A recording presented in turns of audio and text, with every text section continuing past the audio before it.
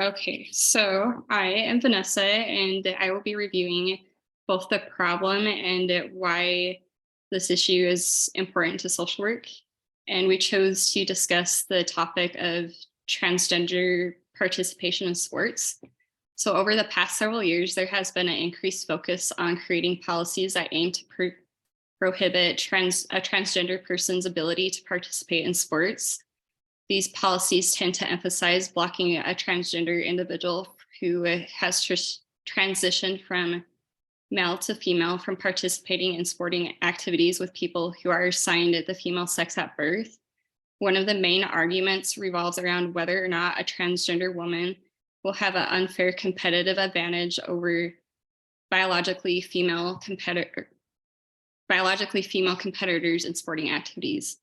And because of this, new athletic policies are being seen in micro, meso, and macro systems. For example, according to the Movement Advancement Project, there are currently 19 states in the US with new laws that bar individuals who identify as transgender from participating in sports with a gender that aligns with their identity.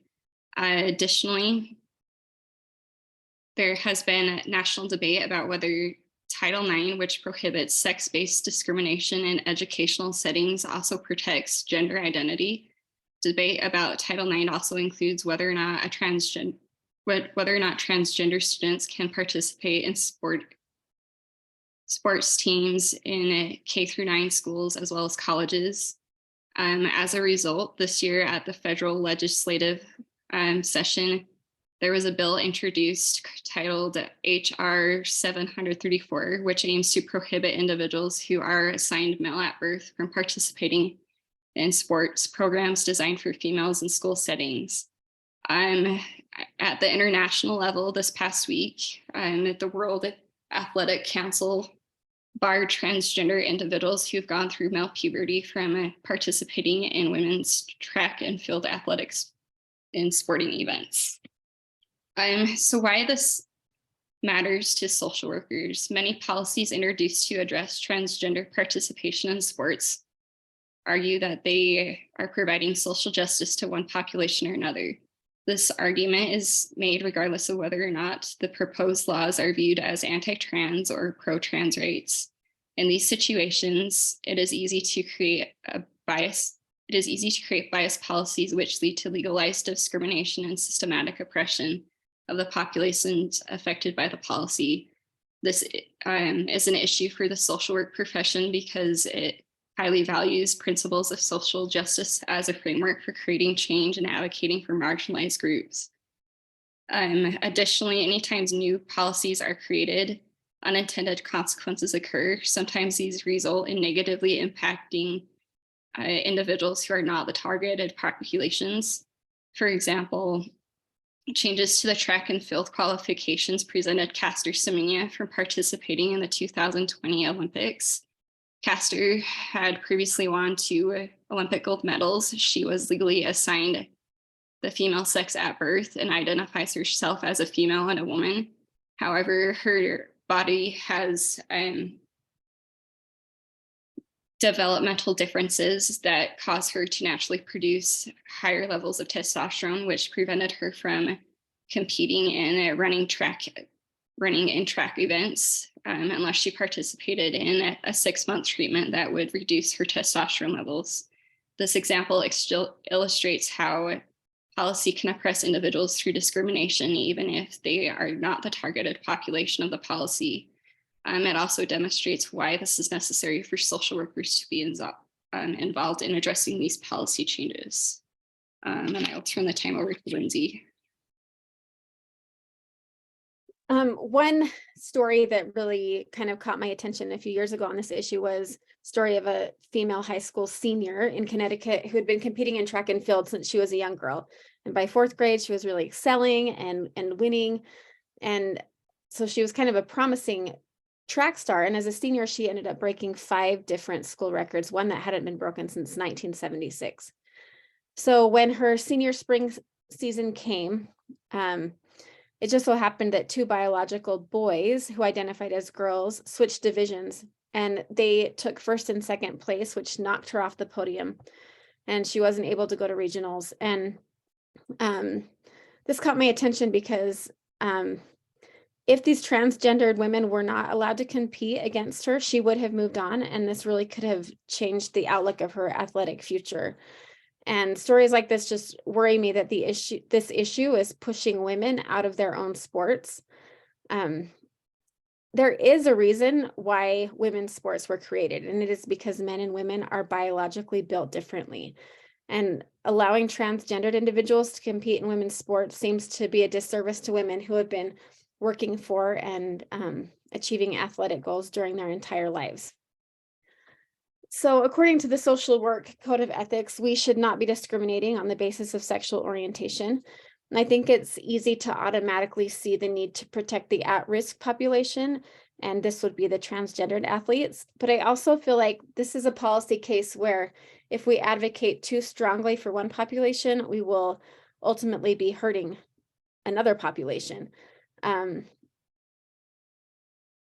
I feel like the cisgender athletes also need a voice, and if we aren't careful, we could ultimately end up discriminating against them in an effort to navigate these trans issues. So I just feel like it's really important, and as social workers, we should be trying to make sure that both populations are seen, and we should work towards finding a solution that will work for most people.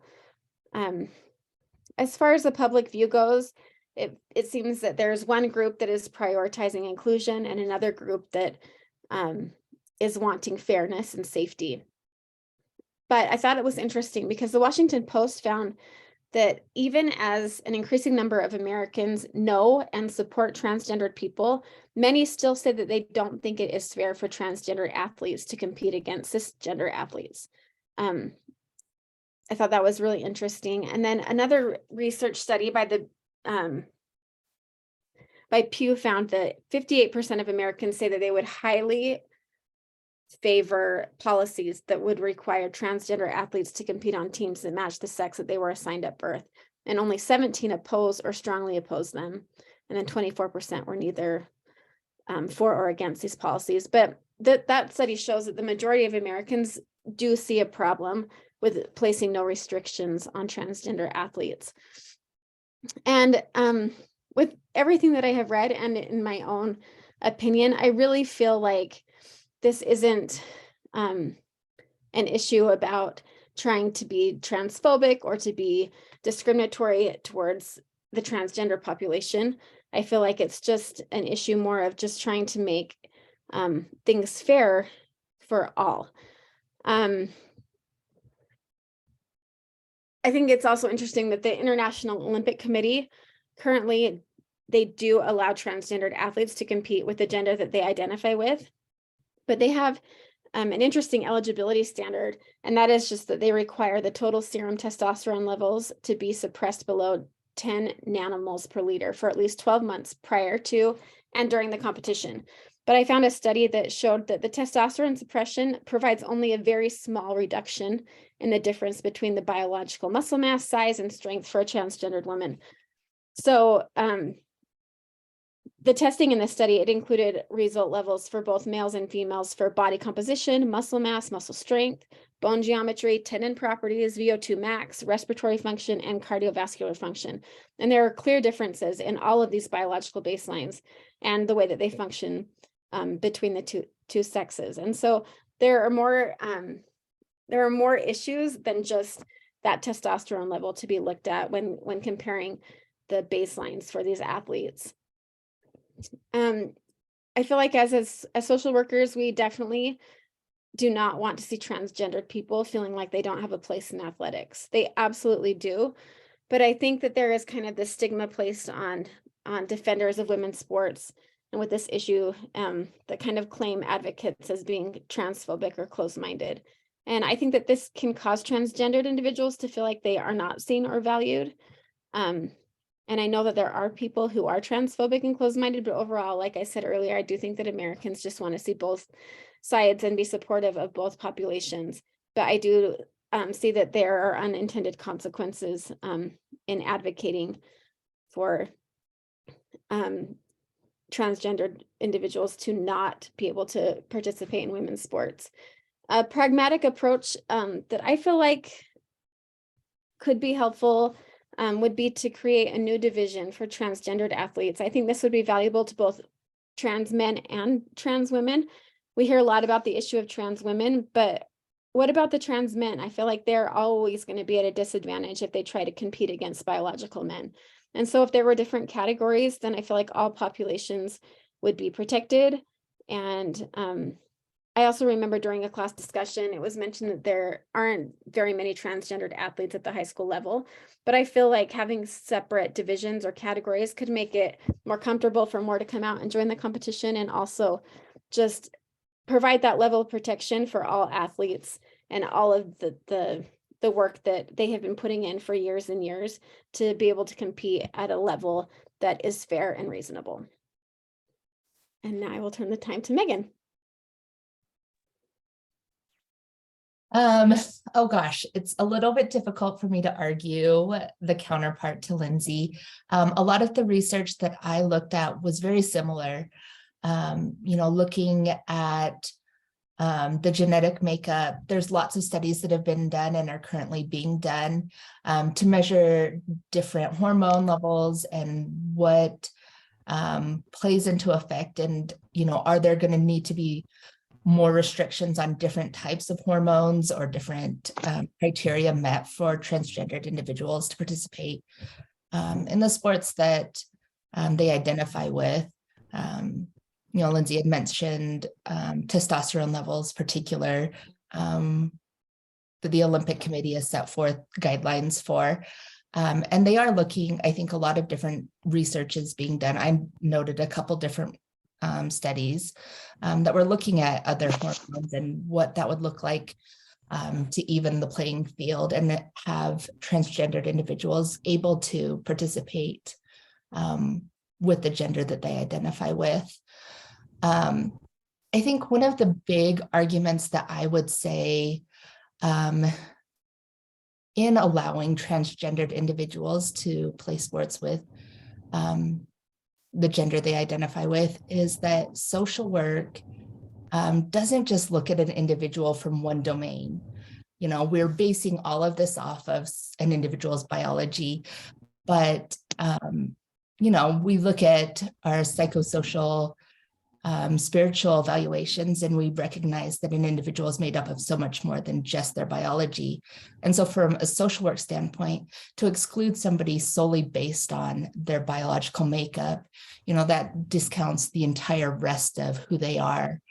And I think that's really important for us, especially as social workers, taking a stance on this one way or another, that it's not just the biology, the biological makeup of an individual that determines, if they should or shouldn't be able to participate in something. I know that a lot of transgendered individuals do undergo hormone therapy. And that does make some difference, and I think just continuing to do research and finding that middle ground of what changes do need to happen or should happen in order to make that a more even playing field.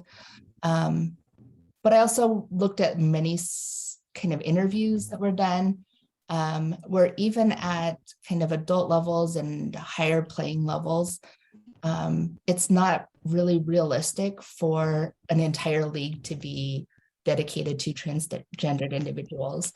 I was reading one interview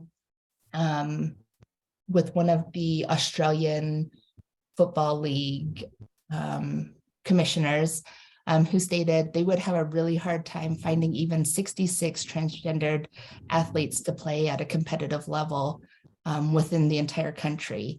And that isn't going to be enough to, create a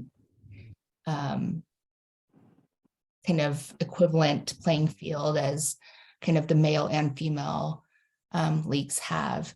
And so it is really hard to say, well, let's just set them apart, because then that also is like, well, we're just going to put you over here with your people, which just then continues to create this divide, this us and them mentality. instead of an inclusive, you identify as male or female, and these are what we have. I'm not saying that I have any good solutions, but I definitely think that as we're looking at, allowing transgendered individuals to play in the sports that they identify with, we have to take a look at the person as a whole, and we can't just rely on solely biological makeup as the only factor in them playing. And let Eldon finish up.